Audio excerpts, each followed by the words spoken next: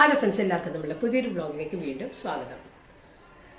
നമ്മൾ മിക്ക ആളുകളും ഒരു 95% ആളുകളും സ്ഥിരമായിട്ട് കൂടെ കൊണ്ടു നടക്കുന്ന രണ്ട് സാധനങ്ങളുണ്ട്. നമ്മളിലേക്ക് നമ്മളൊന്ന് നോക്കിക്കഴിഞ്ഞാൽ അത് മനസ്സിലാകും. നമ്മളുടെ കയ്യിലും ആ രണ്ട് സാധനം സ്ഥിരമായിട്ട് ഉറങ്ങുന്ന സമയത്ത് വരെ നമ്മുടെ കയ്യിലുണ്ടാവും. എന്താണെന്ന് വെച്ച് കഴിഞ്ഞാൽ, ഒന്ന് മൈക്രോസ്കോപ്പ്, രണ്ടാമത്തേത് ബൈനോക്കുലേഴ്സ്. ഇപ്പം ഇത് കേൾക്കുമ്പോൾ നിങ്ങൾ ചോദിക്കും, ഞങ്ങളതൊന്നും എടുത്തിട്ട് നടക്കണില്ലല്ലോ എന്ന് ചോദിക്കും. നമ്മളുടെ മനസ്സും കണ്ണും രണ്ടും ബൈനോക്കുലറും അതുപോലെ മൈക്രോസ്കോപ്പൊക്കെ ആയിട്ട് പ്രവർത്തിച്ചുകൊണ്ടിരിക്കും.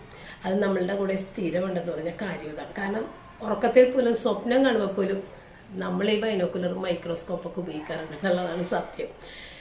അതായത് നമ്മൾ മറ്റുള്ളവരിലേക്ക് നോക്കിയിട്ട് വളരെ മൈക്രോസ്കോപ്പിലൂടെ വളരെ മൈന്യൂട്ടായിട്ടുള്ള കാര്യങ്ങൾ വരും നമ്മൾ തെറ്റ് കണ്ടുപിടിക്കാറുണ്ട്.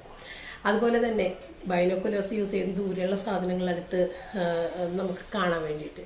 അപ്പോൾ അങ്ങ് ദൂരെ നിൽക്കുന്ന പല ആളുകളെക്കുറിച്ചുള്ള കാര്യങ്ങളും ഏതെങ്കിലും രീതിയിൽ ചെകഞ്ഞ് കണ്ടുപിടിച്ച് തെറ്റുകളെല്ലാം നമ്മൾ കണ്ടുപിടിക്കാറുണ്ട്, അത് പറയാറുണ്ട്. അതിൽ നിന്ന് വ്യത്യസ്തരായ വളരെ കുറച്ച് ആളുകൾ ഉണ്ടാവുള്ളൂ എന്നാണ് എൻ്റെ ഒരു വിശ്വാസം.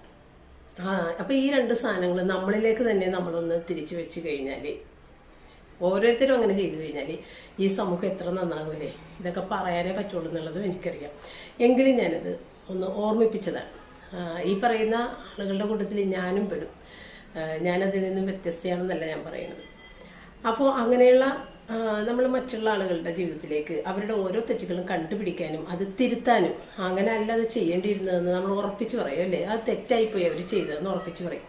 പക്ഷേ നമ്മൾ അതിനേലും വലിയ വലിയ വലിയ കാര്യങ്ങൾ വളരെ ഓപ്പോസിറ്റായിട്ട്, അതായത് നമ്മൾ ഈ തിരുത്തുന്നതിൽ നിന്നും വ്യത്യസ്തമായിട്ട് നമ്മളിത് ചെയ്തുകൊണ്ടിരിക്കുന്നുള്ളത് നമ്മൾ ചിന്തിക്കുന്നില്ല.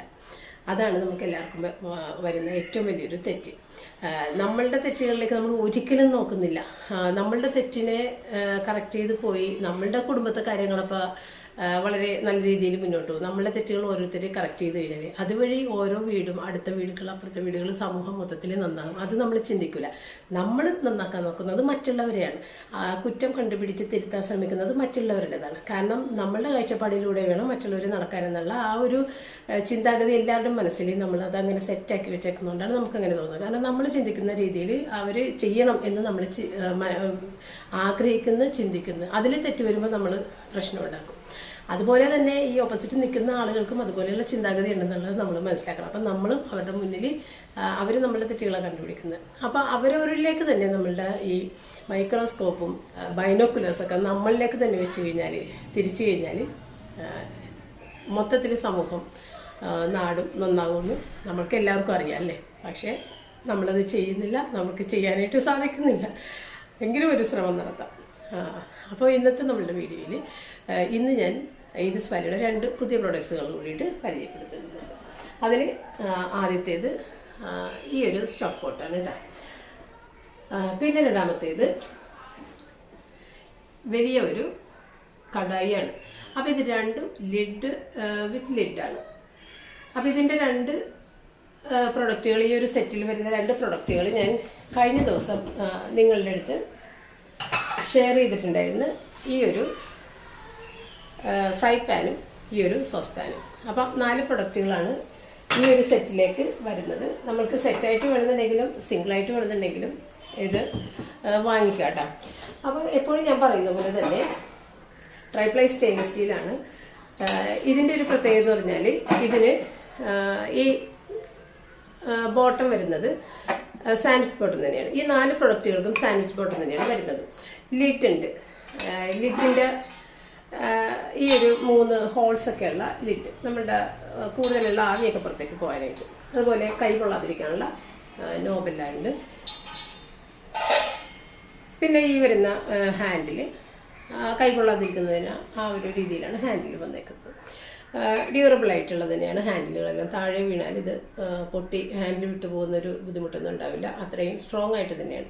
അപ്പോൾ ഞാനിത് കുക്കിംഗ് എല്ലാം കഴിഞ്ഞ ശേഷമാണ് ഞാൻ ഇതിൻ്റെ റിവ്യൂ ഈ പാത്രം ഇങ്ങനെ കാണിക്കുന്നത് കേട്ടോ. അതിന് മുമ്പ് തന്നെ കുക്കിംഗ് ചെയ്ത് കഴിഞ്ഞിട്ടുണ്ട്. അപ്പോൾ ഇന്നത്തെ ഈ ഒരു പാത്രം ഇത് നല്ല വലിപ്പം കൂടിയതാണ് കേട്ടോ. നല്ല വലിപ്പമുണ്ട്, നല്ല ഡീപ്പാണ്.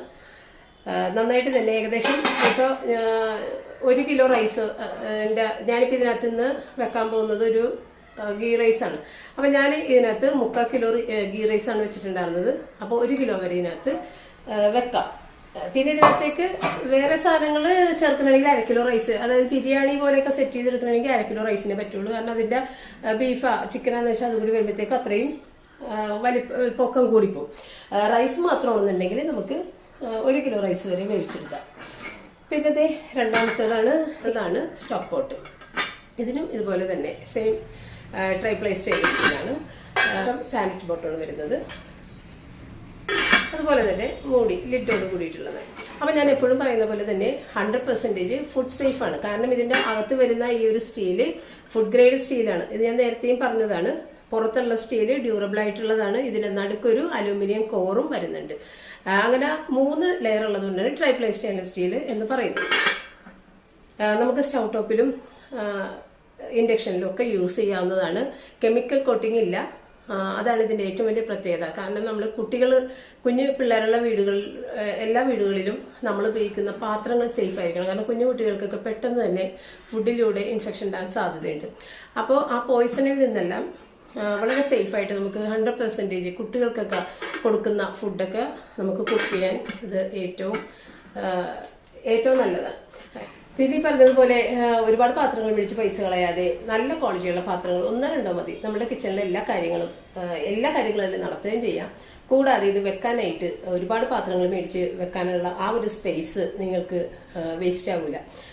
ഒരു പാത്രം മേടിച്ചത് കേടായി അതിൻ്റെ ആ ഒരു കോട്ടിംഗ് എല്ലാം നഷ്ടപ്പെട്ട് കഴിയുമ്പോൾ നിങ്ങൾ വീണ്ടും അടുത്ത പാത്രം മേടിക്കാനായിട്ട് പൈസ മുടക്കേണ്ടി വരും. ആ പൈസ മുടക്കാനുള്ള ഒരു ബുദ്ധിമുട്ട് പൈസ ചിലപ്പോൾ ഉണ്ടായെന്ന് വരില്ല. അങ്ങനെയുള്ള ഒരു ബുദ്ധിമുട്ട് വരുമ്പോൾ ആ കോട്ടിംഗ് പോയ പാത്രം തന്നെ നിങ്ങൾ യൂസ് ചെയ്യും. അത് എത്രത്തോളം നമ്മുടെ ഫുഡിലേക്ക് കലർന്ന് എത്രത്തോളം അപകടകാരിയാണെന്നുള്ളത് നമുക്ക് മനസ്സിലാക്കാം. പക്ഷെ നമ്മൾ അതൊന്നും ആരും ശ്രദ്ധിക്കില്ല. നമ്മൾ പുറത്തേക്ക് പോകുമ്പോൾ ഡ്രസ്സ് ചെയ്ത് പോകാനും അങ്ങനെയുള്ള കാര്യത്തിന് നമ്മൾ ഇപ്പോൾ ഒരു കല്യാണത്തിന് എടുത്ത ഒരു ഡ്രസ്സ് നമ്മൾ പിന്നെ അടുത്ത കല്യാണത്തിന് എടുക്കില്ല, അടുത്തത് മേടിച്ചിട്ട് എടുക്കുകയുള്ളൂ. പക്ഷേ അതുപോലെയാണ് നമ്മളുടെ ഫുഡിൻ്റെ കാര്യം. ഫുഡിന് വേണ്ടിയിട്ട് നമ്മൾ എത്രമാത്രം ശ്രദ്ധിക്കണം എന്നുള്ളത് ആരും ശ്രദ്ധിക്കാറില്ല. അല്ലേ? ഇങ്ങനെയുള്ള കാര്യങ്ങൾ നമ്മൾ ശ്രദ്ധിക്കും. അല്ലേ? ഡ്രസ്സ് മാറിപ്പോകുമ്പോൾ അതിട്ടത് അവർ കണ്ടതാണ്, അതുകൊണ്ട് നമ്മൾ ഇന്ന് അത് ഇടൂല, വേറെ മേടിക്കുക. അതിനൊക്കെ എത്ര രൂപ നമ്മൾ മുടക്കും. പക്ഷേ നമ്മളുടെ ഏറ്റവും പ്രധാനപ്പെട്ട ഹെൽത്തിന് വേണ്ടിയിട്ടുള്ളൊരു കാര്യമാണ് ഏറ്റവും നല്ലൊരു പാത്രം യൂസ് ചെയ്യാന്നുള്ളത് ഫുഡ് ഉണ്ടാക്കാനായിട്ട്. അപ്പോൾ അത് നമ്മൾ ഇങ്ങനെ നിസ്സാരമായിട്ട് തള്ളിക്കളയുന്ന ഒരു ഏർപ്പാടാണ് നമുക്ക് എല്ലാവർക്കും ഉള്ളത്. അപ്പം ആ ഒരു ഡ്രസ്സ് മേടിക്കുന്ന ഒരു പൈസ മതി ഈ ഒരു പാത്രങ്ങൾ നിങ്ങൾക്ക് സ്വന്തമാക്കാനായിട്ട്. അതും പിന്നെ നിങ്ങൾക്ക് കാലാകാലം വർഷങ്ങളോളം അല്ലെന്നുണ്ടെങ്കിൽ തലമുറകളും കൈമാറി നിങ്ങൾക്കിത് ഉപയോഗിക്കുകയും ചെയ്യാന്നുള്ളതാണ് ഏറ്റവും വലിയ. നിങ്ങൾക്ക് ഒരുപാട് ഓഫറുകളും ഉണ്ട്. നിങ്ങളുടെ സൈറ്റ് ഞാൻ ലിങ്ക് സൈറ്റിൽ ഡിസ്ക്രിപ്ഷനിൽ കൊടുത്തേക്കാം. ഈ പ്രൊഡക്റ്റിൻ്റെ എല്ലാ ലിങ്കുകളും, ഈ 4 പ്രൊഡക്റ്റിൻ്റെ ലിങ്കുകളും കൊടുക്കുന്നുണ്ട്. അപ്പോൾ ഡിസ്ക്രിപ്ഷനിൽ ഒന്ന് ചെക്ക് ചെയ്ത് നോക്കാം. സൈറ്റിൽ കയറിയിട്ട് നിങ്ങൾക്ക് ഏതെങ്കിലും പ്രൊഡക്റ്റുകൾ നേരത്തെ അങ്ങനെ ആഗ്രഹിച്ച് ഇട്ടിട്ടുണ്ടെന്നുണ്ടെങ്കിൽ അതിനൊക്കെ വില കുറവുണ്ടെങ്കിൽ നിങ്ങൾക്കത് ഈ സമയത്ത് പർച്ചേസ് ചെയ്യാം. കൂടാതെ കാണുന്ന ഗ്ലാഡീസ് എന്നുള്ള കൂപ്പൺ കോഡ് യൂസ് ചെയ്തുകൊണ്ട് നിങ്ങൾക്ക് അഡീഷണൽ 12% ഡിസ്കൗണ്ട് കൂടിയിട്ട് കിട്ടും. അപ്പോൾ ഏതായാലും നമുക്കിനി ഇന്നത്തെ നമ്മളുടെ വ്ളോഗിലേക്ക് കിടക്കാം.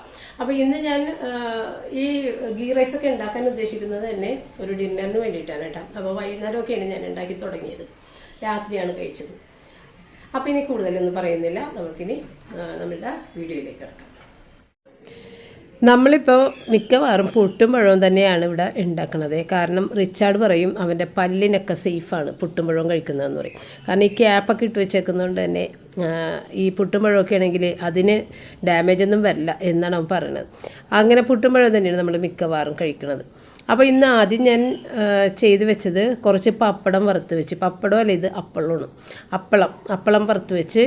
പിന്നെ ഇന്നലെ നമ്മൾ മാരിനേറ്റ് ചെയ്ത് വെച്ചിട്ടുണ്ടായിരുന്നില്ലേ ചിക്കൻ ബിരിയാണി ഉണ്ടാക്കാനും പിന്നെ ഒരു തന്തൂരി ചിക്കൻ ഉണ്ടാക്കാനായിട്ടുള്ള 2 ചിക്കൻ മാരിനേറ്റ് ചെയ്ത് വെച്ചതിൽ നമ്മൾ ഇന്നലെ ചിക്കൻ ബിരിയാണി ഉണ്ടാക്കിയിട്ടുണ്ടായിരുന്നു, കുക്കർ ബിരിയാണി. മറ്റേ തന്തൂരി ചിക്കൻ ഉണ്ടാക്കാനുള്ളത് ഇപ്പോഴാണ് ഞാൻ ഫ്രൈ ആക്കാനായിട്ട് എടുത്തത്. അപ്പോൾ അതും ഒരു കടായിലാക്കി, അപ്പളം വേറൊരു കുഞ്ഞ് കടായിലാക്കിയിട്ട് അത് ഫ്രൈ ചെയ്ത് അത് 2 ആക്കി. അപ്പോൾ ഇതിനകത്ത് നമ്മൾ എന്തായാലും ഇത്തിരി ഒന്ന് സ്മോക്കി ഫ്ലേവർ കിട്ടണമല്ല. അപ്പോൾ അതിന് വേണ്ടിയിട്ട് ഒരു കോളും കൂടി കത്തിച്ച് വെച്ചിട്ട് അതവിടെ മൂടി മാറ്റി വെച്ചിട്ടാണ്. അപ്പോൾ നമ്മുടെ 2 സാധനങ്ങൾ ഇന്ന് ഞാൻ ഇത് ഗീ റൈസാണ് ഉണ്ടാക്കുന്നത്. പിന്നെ ഒരു പനീറിൻ്റെ ചില്ലി പനീറുമാണ് ഉണ്ടാക്കുന്നത്. അപ്പോൾ അതിൻ്റെ സൈഡായിട്ട് വെക്കാനാണ് ഈ 2 പപ്പടം ഇതുമൊക്കെ റെഡിയാക്കിയത്.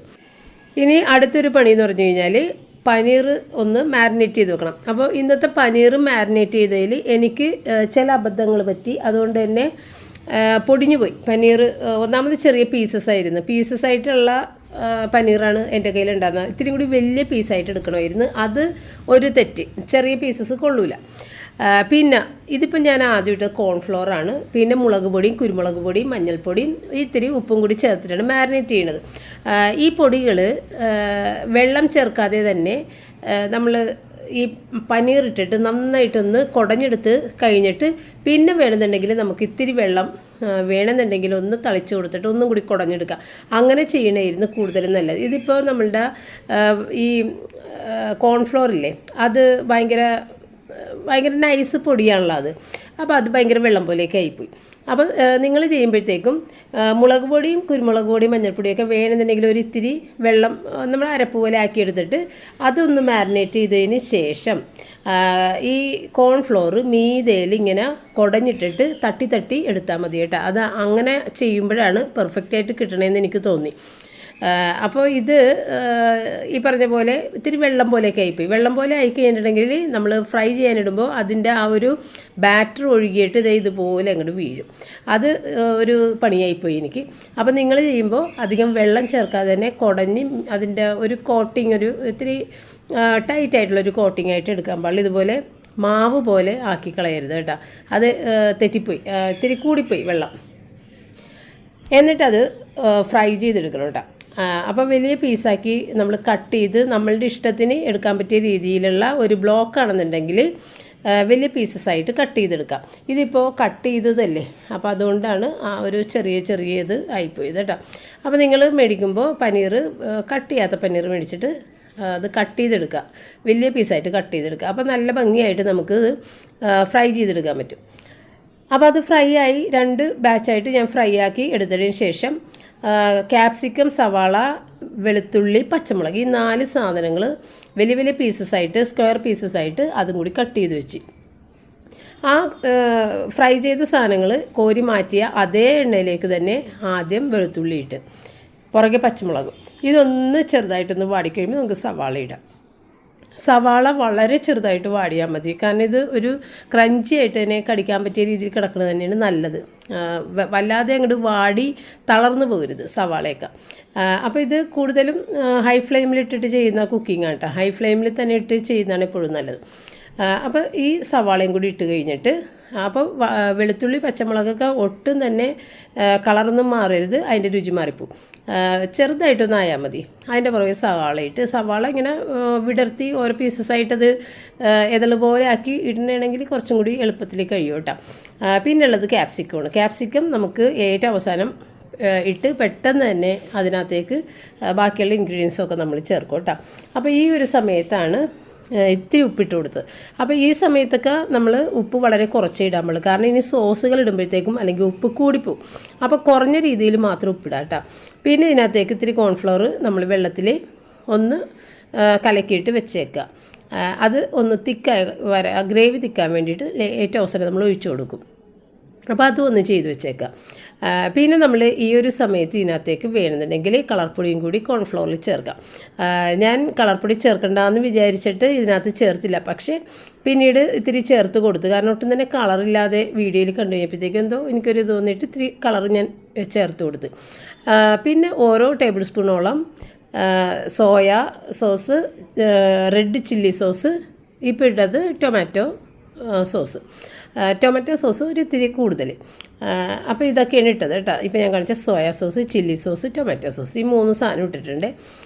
എന്നിട്ടതൊന്ന് പതിയെ ആയതിന് ശേഷം അതിനകത്തേക്ക് നമ്മൾ വെള്ളം ഒഴിച്ചിട്ട് ഒന്ന് മിക്സ് ചെയ്തിട്ട് പിന്നീട് നമ്മൾ കോൺഫ്ലവർ കലക്കിയത് ചേർത്തിട്ട് അത് കുറുക്കി ഒന്ന് എടുക്കേണ്ടത്. അപ്പോൾ ഇത്രയേ ഇതൊന്ന് തിളച്ച് കഴിയുമ്പോൾ തന്നെ നമുക്ക് കോൺഫ്ലവർ കലക്കിയതിടാം. അപ്പോൾ കളർപ്പൊടി വേണമെന്നുണ്ടെങ്കിൽ ഈ സമയത്തിടാം. പിന്നെ നമ്മൾ ഈ മാരിനേറ്റ് ചെയ്ത സമയത്ത് അതിനകത്ത് കളർപ്പൊടി ചേർത്തിട്ട് മാരിനേറ്റ് ചെയ്യാൻ കളർ കൂടുതൽ വേണമെന്നുണ്ടെങ്കിൽ, അപ്പോൾ ഞാൻ കളറ് ഇത് മതി എന്നുള്ള ധാരണയിലാണ് ഇരുന്നെങ്കിലും കുറച്ച് കളറ് കുറവായിട്ട് തോന്നി വീഡിയോയിൽ കണ്ടു കഴിഞ്ഞപ്പോൾ. അപ്പോൾ ഈ ടേസ്റ്റ് ബാലൻസിങ്ങിന് വേണ്ടിയിട്ട് ഇത്തിരി പഞ്ചസാര ഇട്ട്, പിന്നെ വേണമെന്നുണ്ടെങ്കിൽ വിനാഗിരി, പുളി ഇത്തിരി ആവശ്യമുണ്ടെങ്കിൽ വിനാഗിരി ഇടാം. എനിക്ക് ഏതായാലും പുളി തോന്നിയില്ല, വേണമെന്ന് തോന്നിയില്ല, അതുകൊണ്ട് ഞാൻ വിനാഗിരി ചേർത്തില്ല. അപ്പോൾ നിങ്ങൾക്ക് ഇത്തിരി പുളി രസം കൂടുതൽ വേണമെന്നുണ്ടെങ്കിൽ വിനാഗിരിയും കൂടി ചേർത്ത് കൊടുക്കാം. അപ്പോൾ ഇത് ഇട്ട് കഴിയുമ്പോഴത്തേക്കും ഇല്ലേ ഒരു കളറില്ല. ഞാൻ പറഞ്ഞില്ലേ ഈ കോട്ടിങ് തന്നെ ശരിയായിട്ടില്ല, നമ്മളുടെ പനീറിൻ്റെ കോട്ടിങ് ശരിയായിട്ടില്ല. അപ്പോൾ അതുകൊണ്ട് പനീർ ഇത്തിരി വെളുത്ത് കിടക്കുന്നുണ്ട്. അങ്ങനെ കാണുമ്പോഴത്തേക്കും ഒരു ഭംഗിക്കുറവായിട്ടാണ്. പിന്നെ ഏറ്റവും അവസാനം ഇതുപോലെ കുരുമുളക് ചതച്ചതാണെങ്കിൽ നല്ലത്. എൻ്റെ കയ്യിൽ ഇത്തിരി പൊടിയാണ് ഉണ്ടായിരുന്നത്, അത് ഞാൻ ഇട്ട് കൊടുത്തു. ചതച്ച കുരുമുളക് ഇടുന്നതാണ് നല്ലത്. ഇടയ്ക്ക് ഇങ്ങനെ കടിക്കുന്ന രീതിയിൽ ഒരു 2-3 പീസ് ഒരു കുരുമുളക് 2-3 പീസ് എന്നുള്ള കണക്കിന് ഒന്ന് ചതച്ചെടുത്തിട്ട്, അപ്പോൾ ഈ ഒരു സമയത്താണ് ഞാൻ ഇത്തിരി കളർ ചേർത്ത് കൊടുത്തത് കേട്ടോ. കാരണം തീരെ കളറില്ലാത്ത പോലെ തോന്നിയിട്ട് കളർ ഇത്തിരി ചേർത്ത് കൊടുത്തേ. അത് വേണമെന്നുണ്ടെങ്കിൽ ചേർത്താൽ മതി കേട്ടോ. നമ്മൾ വീട്ടിൽ ചെയ്യുമ്പോൾ അത് ചേർക്കണമെന്നില്ല. ഇതിപ്പോൾ ഒട്ടും ഒരു ഭംഗിയില്ലാഞ്ഞോട് ഞാൻ ചേർത്താണ്. അപ്പോൾ അത്രയേ ഉള്ളൂ. അത് തീ ഓഫ് ചെയ്തിട്ടാ അതിൻ്റെ പരിപാടി കഴിഞ്ഞ്. പിന്നെ ഇനി നമ്മുടെ ഗീ റൈസാണ് വെക്കണത്. ഗീ റൈസിനും ഈ ഇൻഗ്രീഡിയൻസൊക്കെ തന്നെ വെളുത്തുള്ളി, പച്ചമുളക്, ഇഞ്ചി ഒന്ന് ചതച്ചാണ് എടുക്കണത്. അത് പൊടിയായിട്ട് ഞാൻ അരിയണില്ല. പിന്നെ സവാള. അപ്പോൾ ഞാൻ ഇന്ന് ആദ്യം ഒരു സവാള വറുത്തിട്ട് ഗാർണിഷ് ചെയ്യാൻ വേണ്ടിയിട്ട് ഒന്ന് മാറ്റുന്നുണ്ട്. അത് കഴിഞ്ഞിട്ട് പിന്നെ സവാള നമ്മൾ വഴറ്റി ചേർക്കാനുള്ളത് ഗീ റൈസിൽ. അങ്ങനെ 2 രീതിയിലാണ് സവാള കട്ട് ചെയ്തെടുത്തത്. അപ്പോൾ ഇനി നമ്മൾ കടായിലേക്ക് കുറച്ച് നെയ്യിട്ടിട്ട് അതിനകത്തേക്ക് വറുക്കാനുള്ള സവാള ആദ്യം. അപ്പോൾ നമ്മൾ മുഴുവൻ മസാല ഒന്നും ഇതിനകത്ത് ഇടണില്ല. കാരണം മുഴുവൻ മസാല ഇടുന്നത് അടുത്ത സവാള വഴറ്റാനിടുമ്പോഴാണ്. ഇത് നമ്മൾ കോരി മാറ്റണതാണ്. അപ്പോൾ ഇതിനോടൊപ്പം നമ്മൾ മുഴുവൻ മസാല ഇട്ട് കഴിഞ്ഞാൽ അതും കോരി മാറ്റുമ്പോഴത്തേക്ക് നമ്മൾ റൈസിൽ ഒരു ടേസ്റ്റ് കിട്ടില്ല. അതുകൊണ്ട് ആദ്യം സവാള മാത്രമായിട്ടൊന്ന് ഫ്രൈ ചെയ്തെടുക്കണതാണ്. കൂട്ടത്തിൽ കൂടി കുറച്ച് കാഷ്യൂനട്ടും മുന്തിരിയും കൂടി ഞാനൊന്ന് ഫ്രൈ ചെയ്ത് മാറ്റുന്നുണ്ട് കേട്ടോ. അപ്പോൾ ഏറ്റവും അവസാനം നമ്മുടെ ഗീ റൈസ് സെറ്റായതിന് ശേഷം ഇത് മീതയിലിട്ടിട്ട് അങ്ങോട്ട് എടുക്കാമല്ലോ എന്ന് വിചാരിച്ചിട്ട് കേട്ടോ.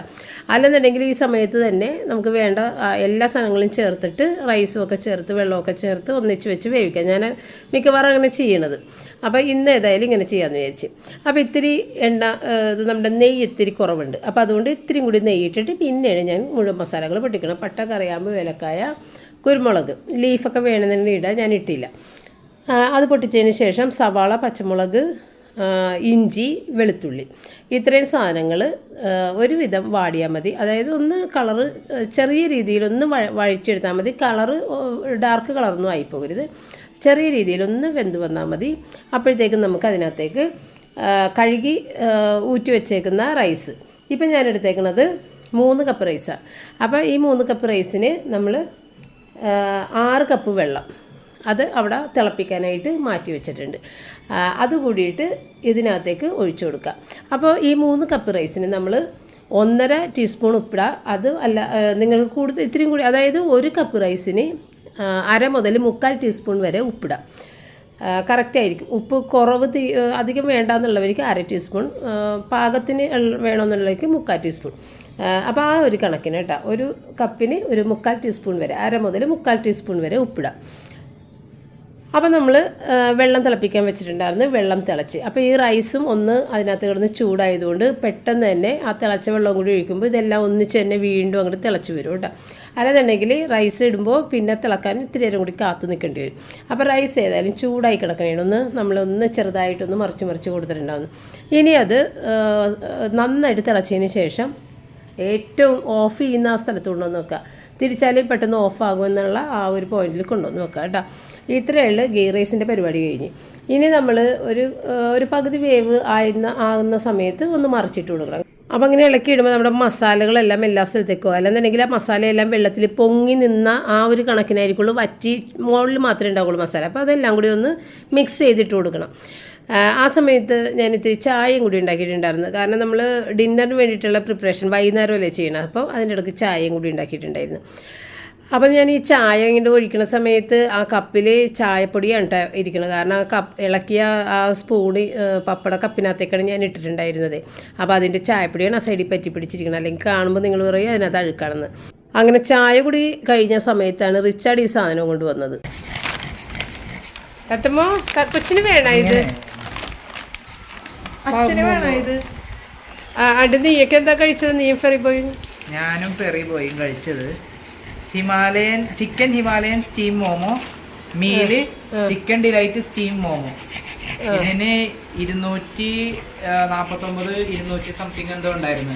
ഇതിനെ കൂടി മൊബർഗർ കിട്ടുന്നത്. മൊബർഗ് അതായത് 2 ഫ്രൈഡ് മോമോ ഉള്ളിൽ വെച്ചിട്ടുണ്ടാവും. എന്നിട്ട് അത് ബർഗർ ചെറുതേ പെണ്ണിന്റെ ഇടയിൽ വെച്ചേക്കണം. നല്ല ടേസ്റ്റ് ആണ്. അതിന്മേൽ തന്നെ സകല സോസും അച്ചാറിട്ട് വെച്ചേക്കണേ.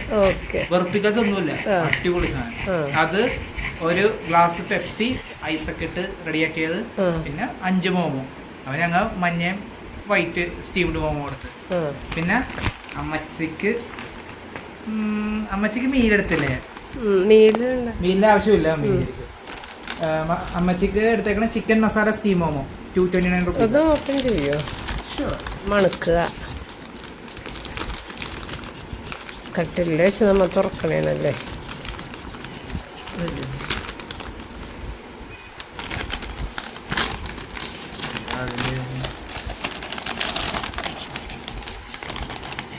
മരവും ചെടിയൊക്കെയാണല്ലേ ഇവിടെ.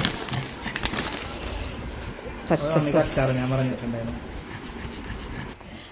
Momos, wow China, wow chicken, wow China, wow momo. പിന്നെ വൗ ചിക്കൻ. അതൊക്കെ എന്താണാവോ?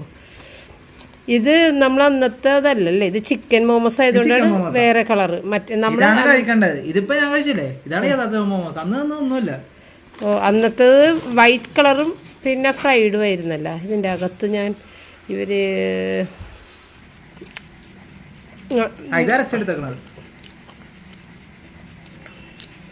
സ്പൈസിയാ, നിറയെ ചിക്കനാ.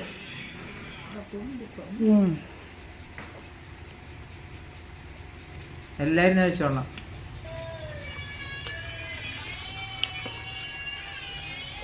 താങ്ക്സ്. അമ്മച്ചിക്കല്ലേ? ഇതൊക്കെ വീട്ടിലതും പോയാ.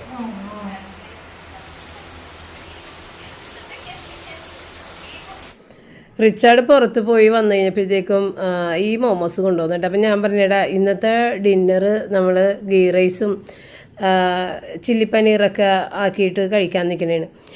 അപ്പോൾ നീ എന്താണ് ഇത് വാങ്ങിച്ചുകൊണ്ട് വന്നതെന്ന് ഞാൻ ചോദിക്കണത്. അപ്പോൾ അവൻ പറഞ്ഞു അത് കുഴപ്പമില്ല, ഇതിനെ കൂടി കഴിക്കാനും നല്ലതാണെന്ന് പറഞ്ഞിട്ട് എന്നെക്കൊണ്ട് തന്നെ കഴിപ്പിക്കാൻ വേണ്ടിയിട്ട് അത് അവനൊരെണ്ണം പോലും എടുത്തില്ല. കാരണം അവൻ കഴിച്ചിട്ടാണ് വന്നേക്കണത്.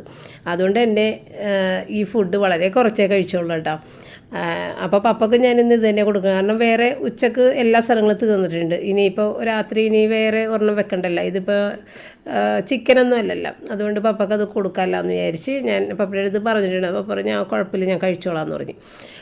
അപ്പോൾ റിച്ചാർഡിനും എനിക്കും ഞാൻ ചിക്കൻ ഫ്രൈ ഒക്കെ എടുത്ത് പപ്പക്ക് ചില്ലി പനീർ മാത്രം എടുത്തുള്ളൂ കേട്ടോ. അപ്പോൾ ഈ പപ്പടം വറുത്ത് വെച്ചത് എടുക്കാൻ മറന്നുപോയി. അത് ആദ്യം വറുത്ത് വെച്ചത് കൊണ്ട് അതിൻ്റെ കാര്യമേ ഞാൻ മറന്നു. അങ്ങനെ പപ്പടം വറുത്തത് കൊടുത്തില്ല.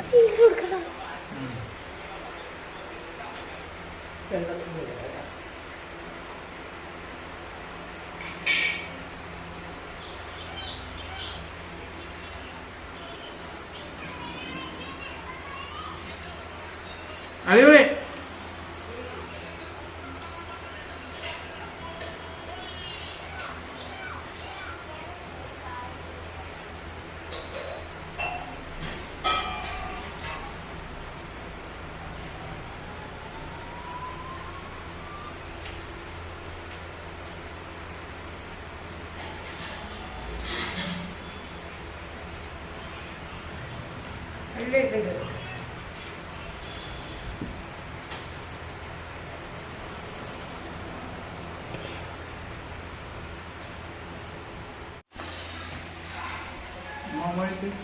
കഴിക്കാൻ വേണ്ടി എല്ലാം കൂടി ചേർത്തിട്ട് പപ്പ ഇങ്ങോട്ട് വാ, കഴിക്കാൻ നേരമായി.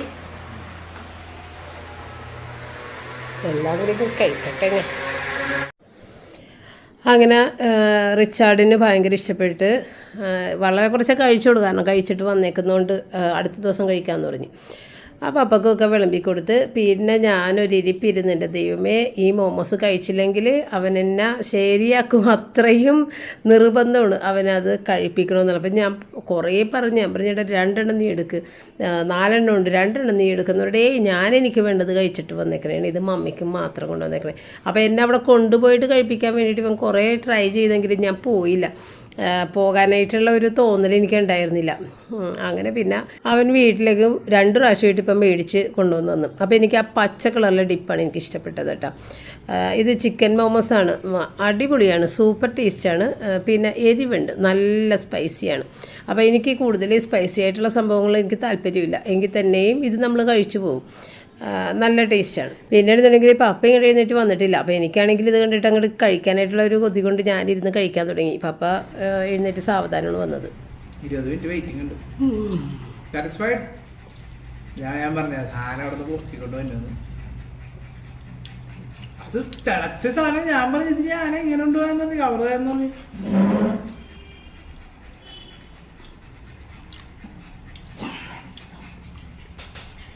നമ്മ ഉണ്ടാക്കുന്നവരൊന്നുമില്ല.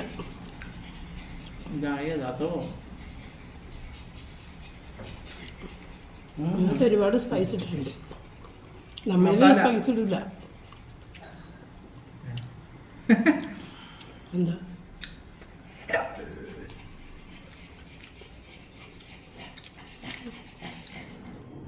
അപ്പോൾ റൈസൊക്കെ അതേ ബാക്കി വന്നിട്ടുണ്ട്. ഇതെല്ലാം എടുത്തിട്ട് ഇനി ഫ്രിഡ്ജിൽ വെക്കണം. കറിയും ബാക്കി വന്നിട്ടുണ്ട്. അപ്പോൾ ഇനി നമുക്ക് അടുത്തൊരു വീഡിയോ ആയിട്ട് വീണ്ടും കാണാം. താങ്ക്